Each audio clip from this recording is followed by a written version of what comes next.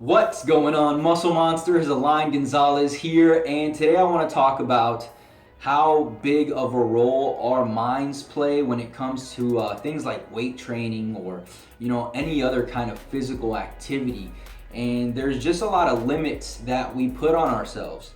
And interestingly enough, I'm reading this book, Think Like a Freak, and they talk about an experiment they did where they took cyclists on a stationary bike and had them go for 400 meters as fast as they possibly could, right?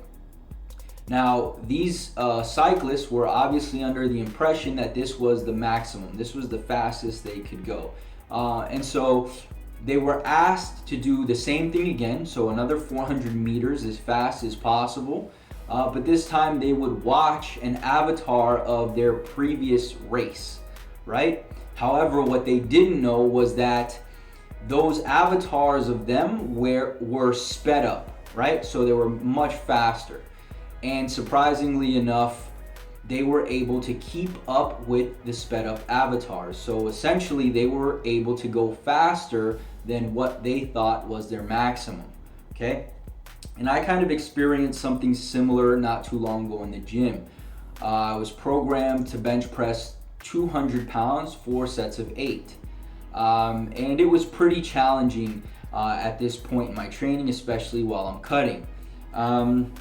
So the next session called for 205 for 4 sets of 8. And obviously, if the 200 was challenging, this would be just as challenging, if not a bit more. However, in haste to get through the workout, I ended up using 215 without even realizing it, and was able to complete all my sets for all my reps fairly easily.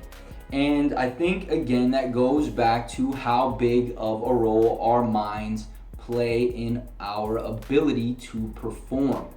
And so I don't have a huge takeaway from this, but just consider this. And this is an example that they use in the book. If you've ever told yourself, okay, I'm gonna do sets of 10, and I'm sorry, that's not an example of this book, but it's a similar one in regard to body weight training. But let's just say, for example, on the bench press, you prescribed 10 reps.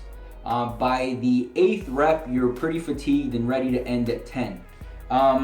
However, had you prescribed, say, for example, 15, you might have blown past 10 and hit 15, not gotten tired till about 12 or 13.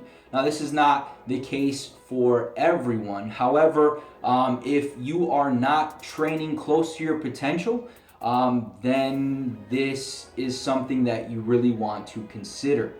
Someone who's not training, for example, with percentages is more likely to be able to push more than they actually thought possible before training with percentages. And this is because, again, of these limitations that we set in our mind, when in actuality we tend to be able to push a lot further than we think.